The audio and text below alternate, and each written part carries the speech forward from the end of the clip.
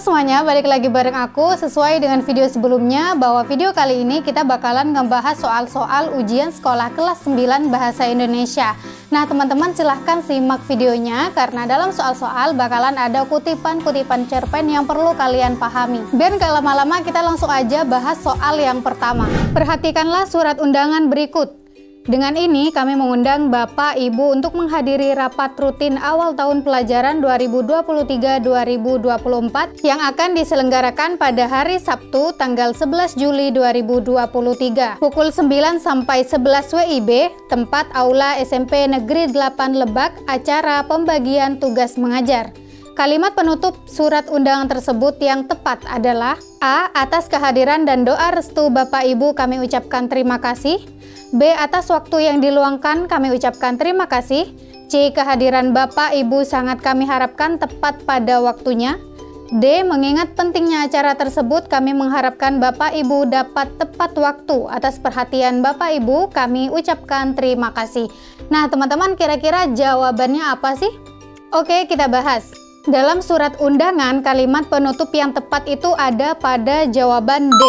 Mengingat pentingnya acara tersebut, kami mengharapkan Bapak Ibu dapat tepat waktu. Atas perhatian Bapak Ibu, kami ucapkan terima kasih. Pilihan D itu lebih sesuai karena lebih menekankan pentingnya kehadiran tepat waktu dalam acara tersebut. Jadi jawabannya adalah D, teman-teman. Soal nomor 2. Perhatikan pantun 4 baris di bawah ini. Menanam padi tumbuh ilalang, hendaklah menanam jarang-jarang. Sedih hati melihat abang, susah sholat bukan kepalang. Yang merupakan isi ada pada baris ke A1 dan 2, B2 dan 3, C3 dan 4, D2, 3 dan 4. Nah teman-teman, biasanya dalam pantun itu pesan atau isi ada di baris 2 atau 3. Nah kita bacakan dulu pantunnya. Menanam padi tumbuh ilalang, hendaklah menanam jarang-jarang. Sedih hati melihat abang, susah sholat bukan kepalang. Nah, di sini sudah bisa kita lihat bahwa jawaban dari pantun ini yang merupakan isi ada pada baris ke-3 dan 4. Jawabannya adalah C. Pada baris keempat ini menyampaikan pesan atau isi yang disampaikan dalam pantun. Oke, kita lanjut soal berikutnya. Perhatikan syair berikut ini. Kata lompat di pinggir kali sambil bernyanyi merdu sekali. Hati riang tidak terperi, ibunda datang membawa kari. Syair tersebut berpola A.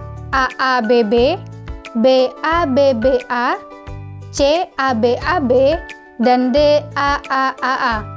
Nah teman-teman, biasanya kalau syair itu bisa dilihat di akhir kalimat. Jika akhir kalimatnya itu sama semua, berarti berpola AAAA. Jawaban dari soal nomor 3 ini merupakan syair yang berpola AAAA. Jadi jawabannya adalah D, karena memiliki baris yang berirama dengan baris-baris lainnya. Oke, kita lanjut soal nomor 4. Perhatikan kalimat fabel berikut. 1. Kancil yang cerdik, 2. Bumi, 3. Kasuari dan Dara Mahkota, 4. Legenda Tangkuban Perahu, 5. Semut dan Belalang. Manakah yang termasuk judul fabel? Nah teman-teman harus tahu terlebih dahulu apa sih itu fabel. Nah fabel itu merupakan cerita yang isinya itu tentang hewan-hewan yang bertingkah laku seperti manusia, dan dalam ceritanya itu seringkali mengandung pesan moral atau ajaran. Nah dalam kalimat yang sudah ada di soal ini bisa kita pilih judul mana yang termasuk fabel. Oke teman-teman, jawabannya adalah D, 1, 3, dan 5. 1. Kancil yang cerdik, 3. Kasuari dan Dara Mahkota, dan 5. Semut dan Belalang. Soal yang selanjutnya. Berikut ini peristiwa menarik yang dapat dijadikan topik berita adalah A. Belajar matematika secara berkelompok, B. Mengobrol saat waktu istirahat tiba, C. Guru memberikan tugas bahasa Indonesia pada seluruh siswa, D. Siswa mengalami kecelakaan di depan sekolah. Nah teman-teman, peristiwa yang dapat dijadikan topik berita biasanya peristiwa yang dianggap penting atau menarik bagi masyarakat luas. Nah jadi dari keempat pilihan di atas, jawabannya adalah D. Siswa mengalami kecelakaan di depan sekolah. Dalam hal ini, peristiwa siswa mengalami kecelakaan di depan sekolah itu dianggap lebih menarik karena memiliki dampak yang lebih besar dan relevan bagi masyarakat sekitar, sehingga bisa menjadikan pelajaran bagaimana masyarakat peduli tentang pentingnya keselamatan di jalan raya. Jadi jawabannya adalah D, teman-teman. Siswa mengalami kecelakaan di depan sekolah. Iklan yang tayang di YouTube dan Facebook berdasarkan medianya termasuk jenis iklan: A. Iklan baris, B. Adventoral, C. Elektronik, dan D. Media cetak. Iklan yang tayang di YouTube dan di Facebook ini biasanya termasuk pada jenis iklan yang seperti apa sih?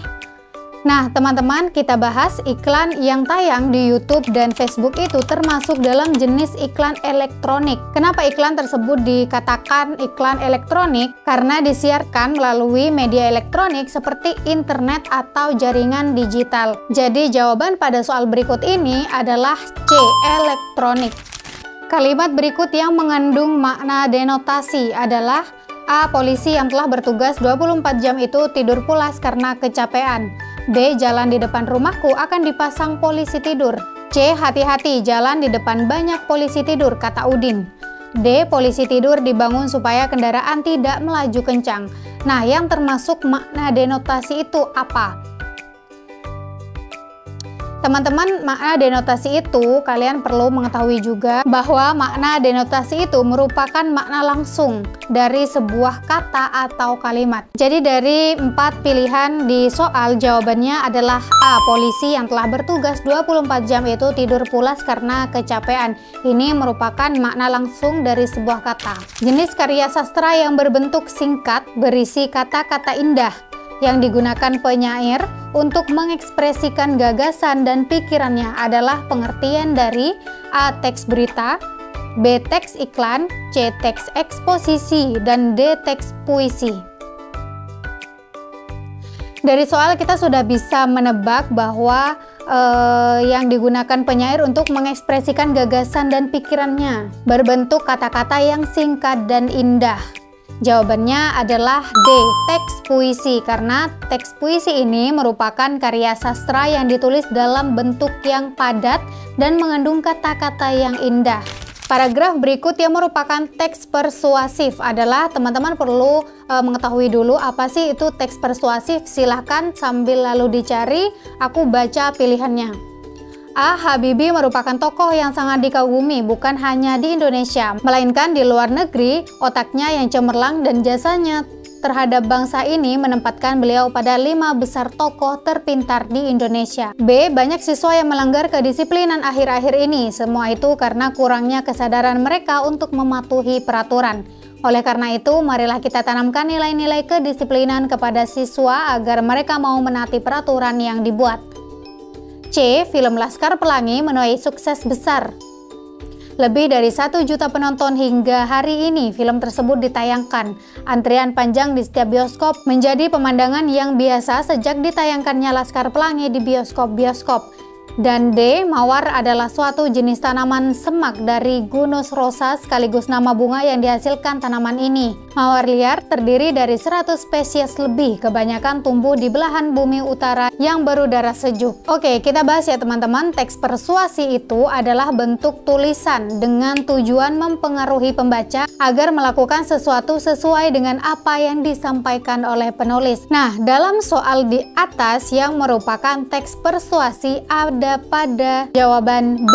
Banyak siswa yang melanggar kedisiplinan akhir-akhir ini. Semua itu karena kurangnya kesadaran mereka untuk mematuhi peraturan. Oleh karena itu, marilah kita tanamkan nilai-nilai kedisiplinan kepada para siswa agar mereka mau menaati peraturan yang dibuat. Nah, jadi dalam pilihan B ini kalimatnya mengajak, marilah kita tanamkan nilai-nilai kedisiplinan kepada para siswa agar mereka mau menaati peraturan yang dibuat. Oke, soal selanjutnya, gerimis halus masih turun dari langit. Mas Dudin berbalik dan mengikuti langkah istrinya ke ruang tamu. Mengapa abang tiba-tiba kepingin makan kue gelombang Mak Sainah? Asyura bertanya ketika Mas Dudin tengah mengatur nafas. Mas Dudin berpikir untuk mencari jawaban yang pas. Dia sendiri tidak tahu mengapa pagi itu ia ingat Mak Sainah yang biasanya menjajakan kue gemblong ke rumahnya. Tidak setiap hari juga, dalam sepekan 2-3 kali Mak Sainah datang ke rumahnya. Latar waktu kutipan cerpen tersebut yaitu A. Pagi hari, B. Siang hari, C. Sore hari, dan D. Malam hari. Nah, latar waktu nih teman-teman yang ditanyakan. Di dalam cerpen ini bisa kita lihat dari gerimis halus masih turun dari langit. Nah, biasanya kalau gerimis-gerimis halus masih turun dari langit itu ada pada pagi hari. Jadi jawaban pada soal berikut ini adalah A. Pagi hari. Latar waktu dalam kutipan cerpen tersebut adalah pagi hari. Hal ini dapat dilihat dari beberapa petunjuk dalam teks seperti gerimis halus yang masih turun dari langit, serta Mas Dudin yang berbalik mengikuti istrinya ke ruang tamu. Oke teman-teman, itu aja soal-soal ujian sekolah kelas 9 Bahasa Indonesia. Untuk selanjutnya kita bakalan ngebahas soal-soal IPA dan lain sebagainya. Biar kalian gak ketinggalan informasi-informasi selanjutnya, silahkan di subscribe dan di share sebanyak-banyaknya. See you di video selanjutnya, bye-bye.